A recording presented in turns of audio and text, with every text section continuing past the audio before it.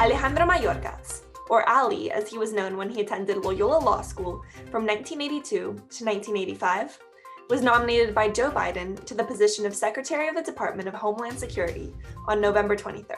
Thank you for placing your trust in me to lead the Department of Homeland Security.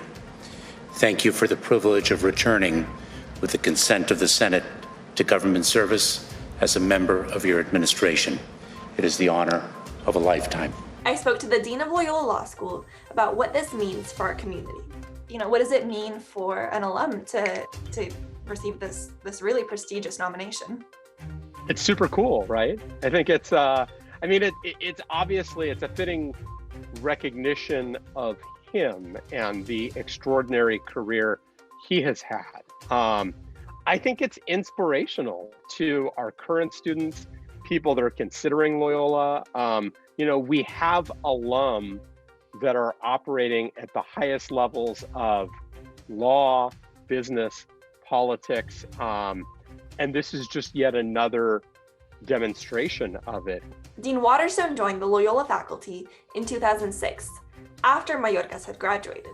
But another professor, Dan Schechter, could actually speak as to his experience teaching Mayorkas. Do you have any particular memories of him? Oh yeah, very clear actually. He was a very well-spoken, bright, articulate, insightful young guy. Real impressive person.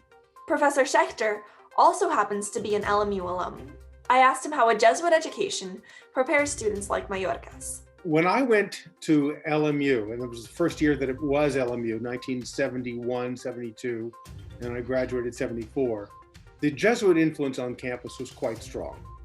We had several Jesuits who were teachers, but they also set the tone for the school in terms of their expectations of what faculty would be like and what faculty would do.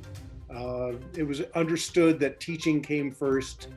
Writing was important, publishing is important, but most important is service to the students and being available to the students. And that was a theme stressed during my undergraduate years. I then, through a series of happy accidents, ended up teaching at Loyola Law School.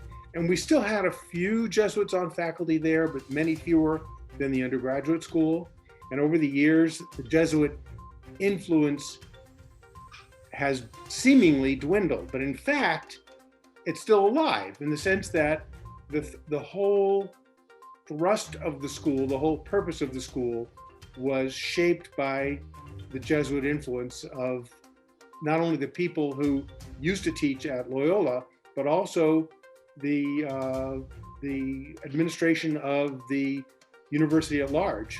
They've been very clear about how we're supposed to conduct ourselves, how we're supposed to serve the students. In terms of hiring and promotion, if you're not available to your students, you don't stick around. Dean Waterstone also discussed another important aspect of a Loyola education, social justice. Our faculty just voted on a new learning objective, formalizing that learning about systemic inequality, of which structural racism is certainly a part, is part of a Loyola Law School education. And we are teaching our students about that literally from the moment they show up at orientation throughout their time at Loyola. Part of what we do, though, is also give them the opportunity to work on actual cases while they're still in law school. And that does a couple things. One, it fills that crushing access to justice need while they're still in law school, and they're having the opportunity to, be part of the solution to this overall systemic problem, which, by the way, is only getting worse during the pandemic. But the second thing it does is when you do that type of work while you're in law school, while you're at that formative stage of your professional training, it sets your mind aflame, and you really are able to experience and see things that become more real.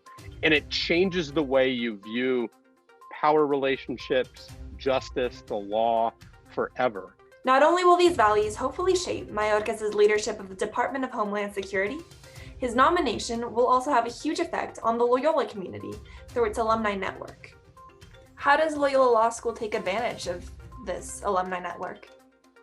So we have over 19,000 living alumni. I always say and mean we are the largest and most powerful alumni network anywhere in California and I think nationally.